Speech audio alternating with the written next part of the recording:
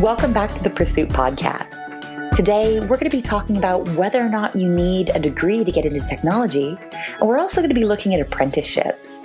I'm here today with Tanja Lichtensteiger. I'm a software development manager at Leeds Beckett University.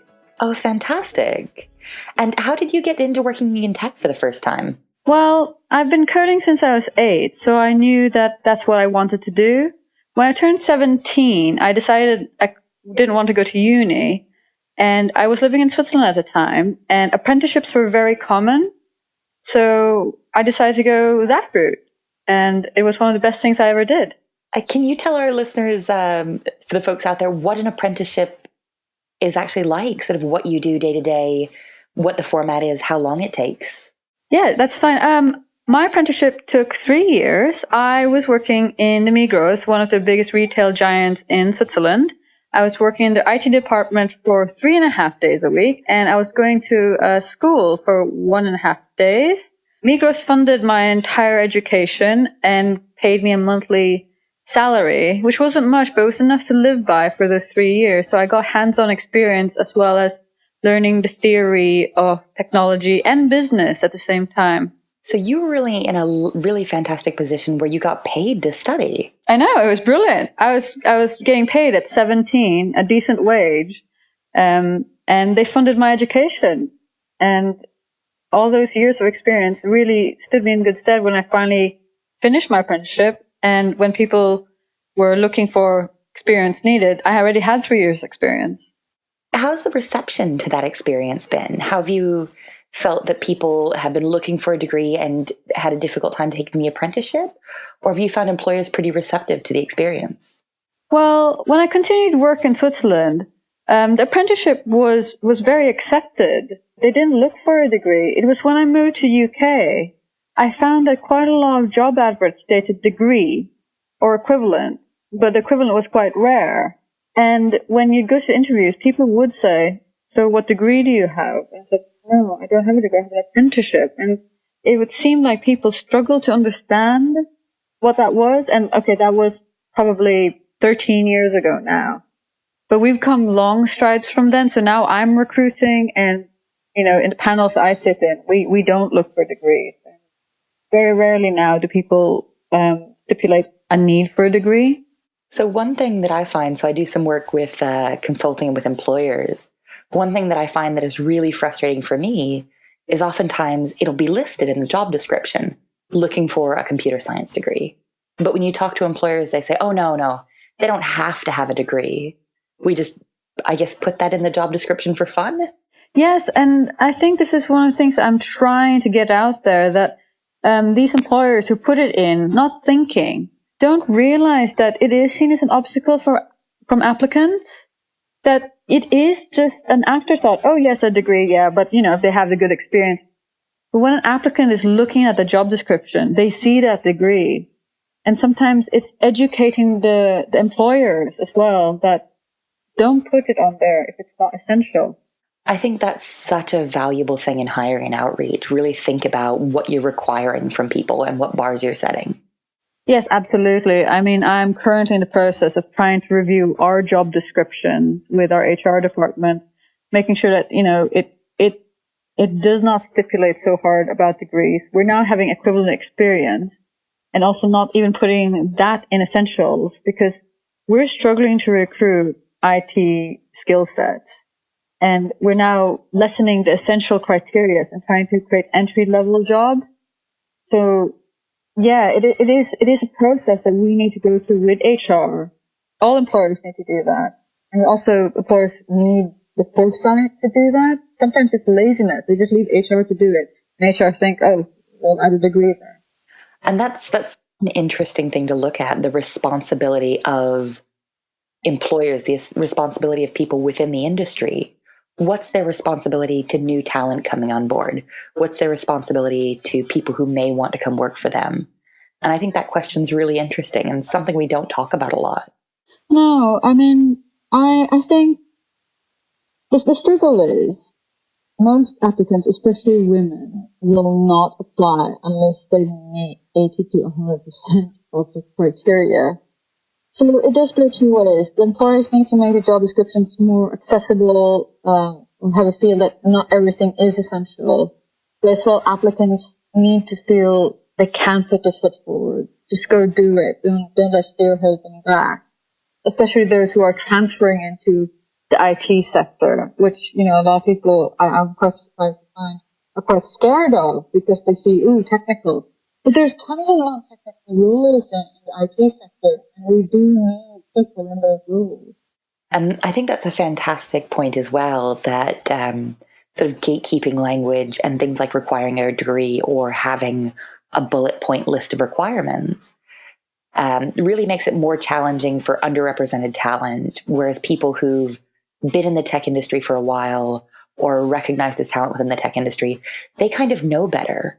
So when you talk about the women not applying until they meet 80, 90, 100% of the requirements, I believe that comes, and I'll link to this in the episode notes, I believe that comes from an HP internal study on people applying for promotions. And I think that's really, really interesting that folks who are well represented within the industry kind of know where to bend the rules. They know that requirements aren't always requirements. And yeah, expecting talent to work around our blurry expectations isn't really fair. Yes, absolutely. And that's it. The people already in the know, they know, but people entering, they don't. They don't realize that they have something to give. And especially with those who don't come from the traditional paths of university. Like myself, I've done the apprenticeship. I've hired people who don't have degrees. I've hired people who've come way far out from the IT sector. I've got, for example, someone who did psychology. Another person who was actually a secretary. And I always say, the best technology person I ever met, he was a programmer. And he came from the pastry industry. So it is possible to switch and realize, technology is a good alternative, even later in life, degree or no degree. It is it's about your passion, enthusiasm, your willingness to work hard and learn. That's what we're looking for. So that's interesting. You're coming from a non-degree background, and it sounds like you've been appropriately successful within technology, and you're currently going out and hiring people who don't have degrees. Is there any kind of outreach you're doing, or are there any kinds of ways you're shaping job descriptions or the process that are really helping you do this? Well, so I'm very grateful for what the apprenticeship has given me, and I do quite a bit of outreach. I do go out and give talks. I do meet classrooms full of 16-year-olds who are trying to decide, is university for me or not? I work for a university, so I do believe that there is a value in a degree, but it's not the only route to a career. So I do try to spread that word quite a bit. And as I said before, I review our job descriptions, and I encourage other employers and recruiters to review their job descriptions with the HR. Make them realize that is your mandatory criteria there, is that really mandatory? And then I challenge anything that stipulates degree required. That's fantastic. I love this. And this is a very, very fundamental thing you've mentioned, but just reviewing the job description. I see so many employers and I see so many projects that when it comes time to hire, they just push the old job description live again. Yes, I have seen that, and I've seen colleagues do the same. And it's kind of making them realize that, aren't you just being a bit lazy here? No wonder you're going to complain when you don't recruit skilled people or the wrong skill set. So with employers, especially if they're looking to sort of open up the top of that funnel, I really like to challenge people to think about, what does this person need to do their first 2 weeks on the job? What are the skills they need to come equipped with and ready to work with now? Exactly. And then open that up a bit. Say, what do you want someone to be able to do after onboarding, after 3 months? What do you want to see them doing after a year? And really writing a job description that echoes that kind of learning pathway. Yeah, absolutely. So I find that if the job description describes the employee as they should be at the perfect level, it's not a good job description. I like the fact that I can recruit people and they still have space to grow. So I'd rather have my job description and my recruiting criteria start with the minimum the minimum entry that we can work with to build them up to what they will be. And I find that will obviously attract more applicants and more diverse set of applicants, which is very important as well. And you're also doing something that I think would really count as a public good to the industry. I think oftentimes we're in such a race to get talent in, we forget that we do need to bring in junior people, nurture them, and give them the skills to sort of give back. Yes, I think that's absolutely essential, because even people who've decided to do a degree, when they take up their subject in university, quite a lot of people decide not to take that up as a career after.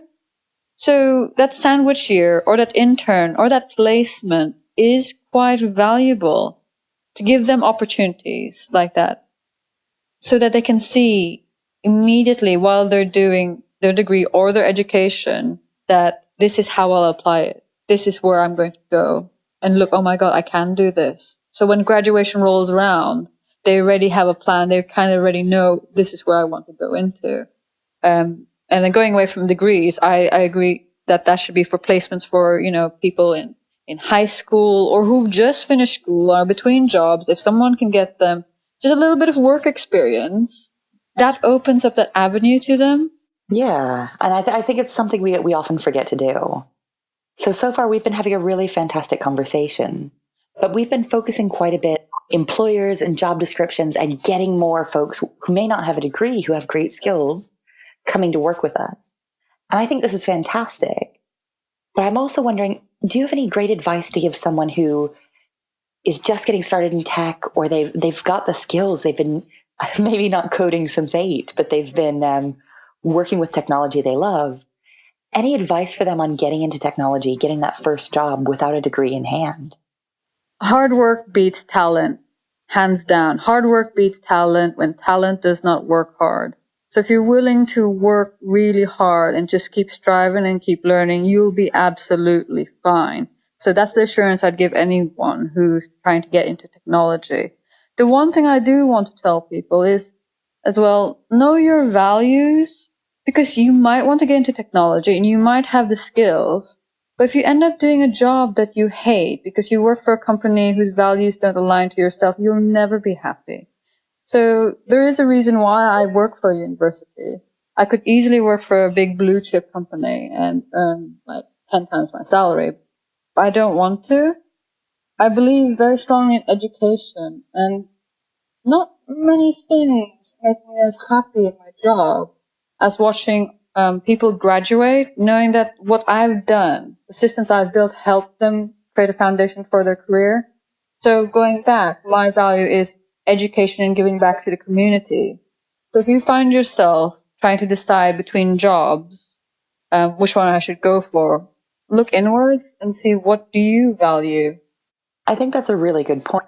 I see a lot of junior technologists and folks looking to enter the industry having a really challenging time finding that first job, especially folks without a degree. And having that extra caveat of saying, you know what, it might take a difficult job search and make it a little bit longer, but really waiting to find a first job that doesn't make you unhappy can add a lot of value to your.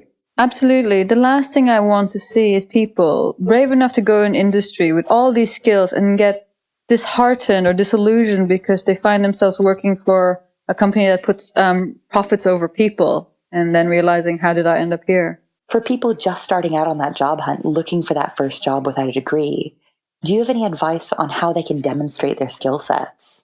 Absolutely. Get involved with the tech community online. I'm not so interested in degrees, but I'm interested if you contributed to Stack Overflow, if you contributed to an open source project that you can point out, if you're involved with programs such as Code First Girls and you're doing, outreach with other coders, that is what I'm looking for. That's how you could demonstrate to me that you're serious, you've contributed, you've helped build projects and systems. That's fantastic advice. It also gives you a really great opportunity to build personal networks. Absolutely. And sometimes the personal network is quite powerful in the tech community. Do you find that many of the candidates coming into your pipeline come in through personal contacts? Either yourself or your team? Yes, we do. Because of the technology we use, it tends to be people we know in conferences, during events, or in, after work get-togethers, talking about open source. That tends to be the recruitment pool. So when I have a job advert out, quite a few of my team members actually contact their network and say, "Hey, I think this will be interesting to you." And that's when opportunities have arisen. And I know that at least 3 of my team members have come through that way. Obviously, they have to go through the normal application process, but sometimes it's just making people aware there's a job here, and that's the kicker. Well, just in case you, the listener, are looking for work without a degree at the moment, can you tell our audience what kind of technologies you work with? We've already established you're really actively looking for talent over degrees. So yeah, what kind of tech do you all work with? We work with a variety of technology. We used to be an Oracle house. It's still a bit of our bread and butter, but we're now moving to Microsoft. So right now, the systems I take care of have a wide range of open source. We have quite a lot of PHP, HTML, Java, JavaScript, and now we're moving to C#, C#.NET, Grails technology. So it's actually quite a big portfolio, and I'm stopping myself from just stipulating what technology I'm looking for, because that I've decided now that the technology set I stipulate in a job advert is a long list, but it's not the definite list. If you've come from, a Python background, and we don't use much Python, but you have that mindset and you can learn, I'm interested. That's fantastic. So you've talked quite a bit about how getting involved in the local community, getting out to meetups.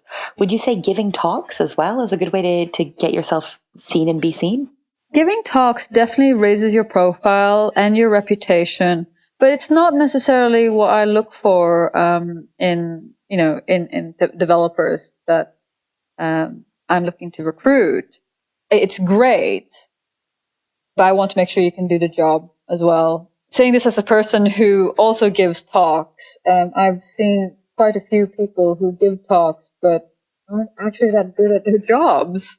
So you need to be able to back it up. So yes, you can come and appear in my interview and say, "Oh, I give these talks," but that won't stand against what projects you've done. I think for people just getting into the tech events, there often feels like a lot of pressure that you have to either get on stage or organize your own events to really meaningfully participate. Well, I'm going to go out there and say I disagree with that. It's not something I look for at all. One of my absolute best developers, he's my senior developer, is an extreme introvert who has social anxiety.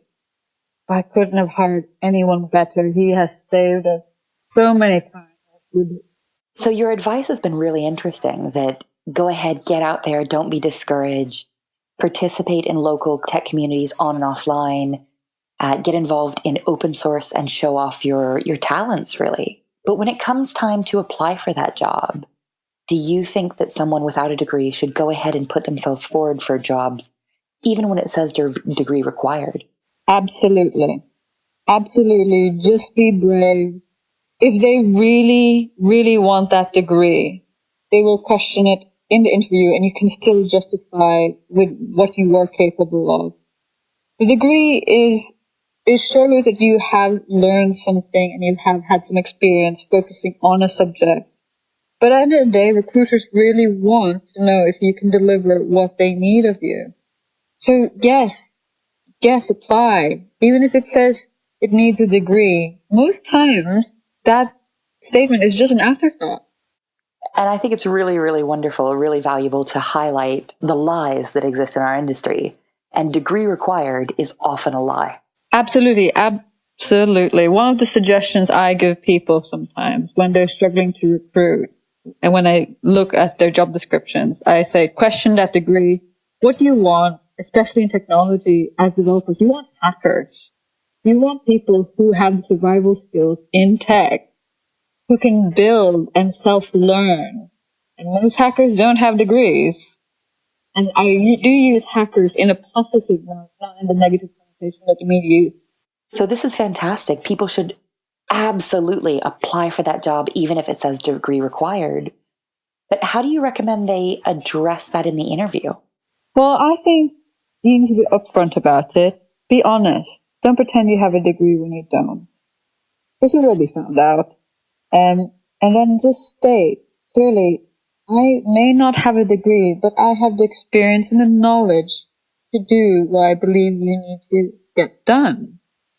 And if it is just that confidence, you need to push forward that enthusiasm and passion and your willingness to learn, work hard, because that is what's good. So to do a little bit of ad hoc role play, if I was to say, if we were in an interview process and I'm wearing an uncomfortable suit and we're both sitting down and I'm interviewing you, okay. I said, I see here on your resume, you don't have a degree. Is that right? How would you address that? Well, yes, I don't have a degree, but I have quite a lot of experience building systems and working in the tech sector. I believe I've come with quite a lot of practical experience and knowledge that can inform me when I do this job. I mean, I'm absolutely enthusiastic. I love technology. This is the industry for me. And it just so happened that I didn't go through the route of university. But doesn't mean I can't do the job, and I'm so willing to learn whatever you need me to do. It's a really solid example addressing that there isn't a degree in play here, that there is meaningful experience to be looked at, and enthusiasm. I think this is a great example for anybody out there looking to get into tech without a degree. Is there any sort of final advice you'd give our listeners? Anything encouraging or any little bit of advice if someone out there is looking to get into tech without a degree? Don't be disheartened. In one of my talks, I talk about 1% progress. And getting to where you want to be is a long journey.